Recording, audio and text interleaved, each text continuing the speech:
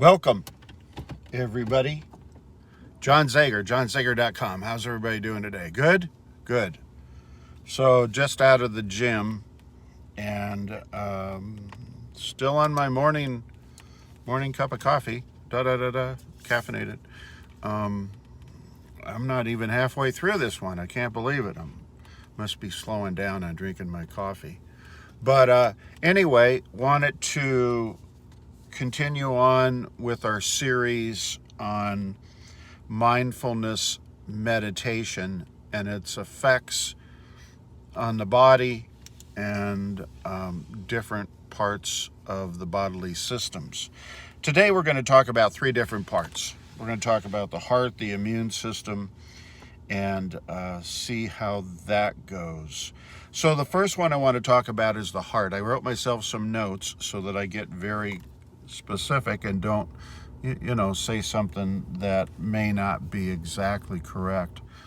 But they did a study, and these are all fairly recent studies that I've been going through and trying to convey on to you guys. This one was 40 patients, and it was out of LA, University of California. And what they did is they took these 40 patients and they just randomly, put an ad out in the paper and got 40 people, and they signed them up and they started teaching them mindfulness meditation for 8 weeks. 8 weeks. So the people would come in, they would learn the basics, they would practice it at home for the rest of the week. They'd come in the next week, learn another aspect of mindfulness meditation, go home, practice it for another week. They went on with this study for 8 weeks with just getting people very proficient at doing mindfulness meditation, right? Boy, coffee, yay. So here's the result. The result is it reduced, there's a thing called C-reactive protein. You understand that we are made up of proteins, right? And if we don't have the amount of proteins and various proteins in our body, we're dead. So every protein, and there's a lot of them, are very important. The C-reactive protein is associated with the development of heart disease. So there's some proteins that are good. The majority of them are really good and keep us alive. There are some proteins that have a negative effect on our body.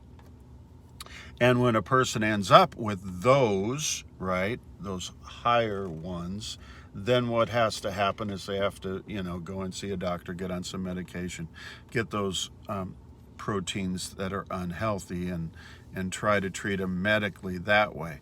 They found out at the University of California, Los Angeles, that if they used mindfulness meditation for 8 weeks, they reduced the development of this C-reactive protein, which reduced heart disease in people. If they had it, it reduced it. And if they didn't have it, it just went ahead and supported the whole idea of not being able to acquire heart disease as easily. So that's a really good aspect of mindfulness meditation. They directly related it to that. Here's another one, another study. Again, this is kind of a recent study. I'm doing 3 of them today for you guys. This is on the immune system. This is your immune system and the effects of mindfulness meditation on it. Same thing, same study. This one they had 60 people in their study.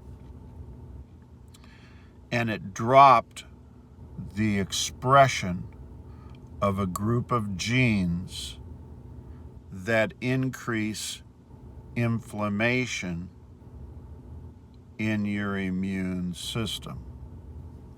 Okay, let me go back through that again. So we get 60 people there. We go ahead and train them and teach them how to do mindfulness meditation. You know, we're trying to get people to do it in the morning and in the evening. Yay, 15 minutes each time would be great. If you can do more or more often, that's even better yet. So what happens is we have genes in our body that are both positive and negative, right? You know, they do good things and sometimes they do not so good things. As a result of the mindfulness meditation being done for 60 weeks, you know, they test them before the before the 8 weeks, and they test them after the 8 weeks. You understand that.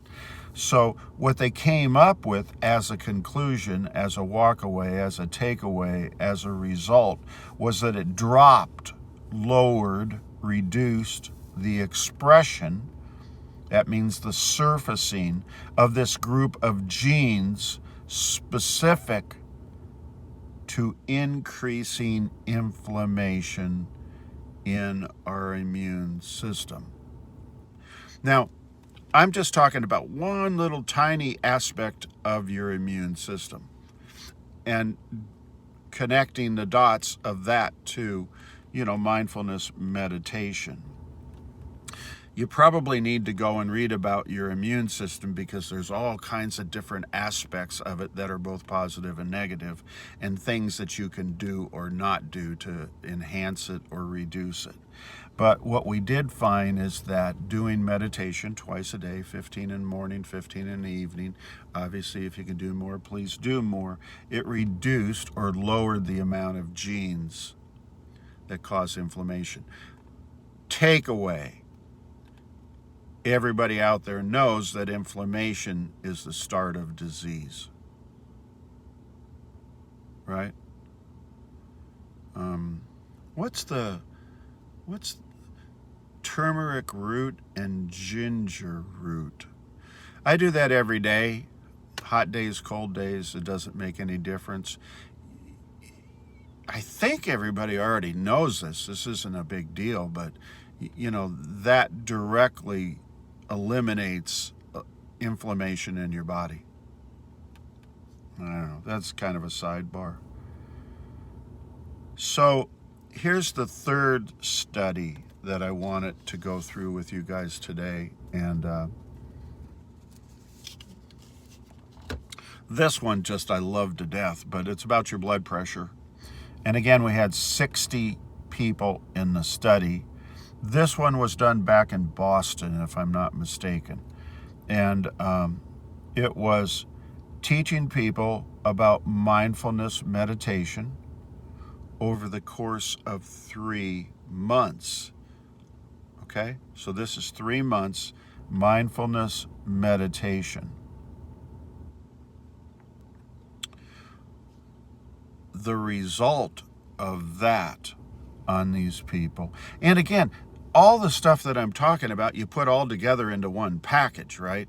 I'm just separating them out into individual aspects so that you can better understand them. So nitric oxide. Nitric oxide is the thing that dilates, opens up your veins and arteries, and the chambers in your heart open wide open, right? Okay, here's the thing you already know. You have 60 miles of veins and arteries in your body. In my body, right here, I have 60 miles of veins and arteries. And there's a thing called nitric oxide. Here's another side note on the turmeric thing, you guys. Turmeric actually produces nitric oxide as well. And so what it does is, if all of your 60 miles of veins and arteries are dilated, opened up, what's the conclusion? Pretty hard to have pressure in your heart to have high blood pressure. So these people, I guess there was 60 of them, and they're actually saying that 40 had the positive result and 20 of them had kind of like a stay even sort of thing. And the people that did the mindfulness meditation, and again, they may not have done it real well. The other 20, they may not have understood it. Who knows what the other effects of that were.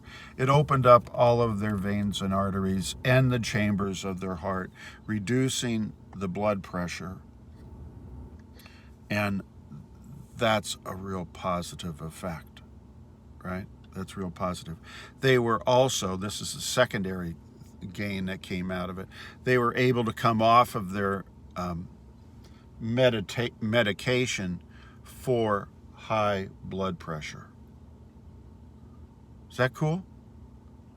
That's very cool.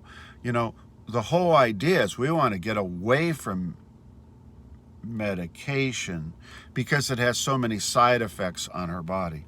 So there's 3 studies for today that have to do with the positive effects of mindfulness meditation on our different bodily systems. There's quite a few more. I'm going to go through a few more. I don't know, I'll maybe do another 6 or something like that because they're real pertinent. They're real short. You know, it doesn't take long to get through them and explain them to you guys, and I think that would be a positive effect for you guys. So anyway, it's a beautiful day. I don't see a cloud in the sky. I hope everybody's happy and having a good time. So God bless everybody. Take care of one another, and I look forward to talking to you all again real soon. Thanks a lot. See you. Bye.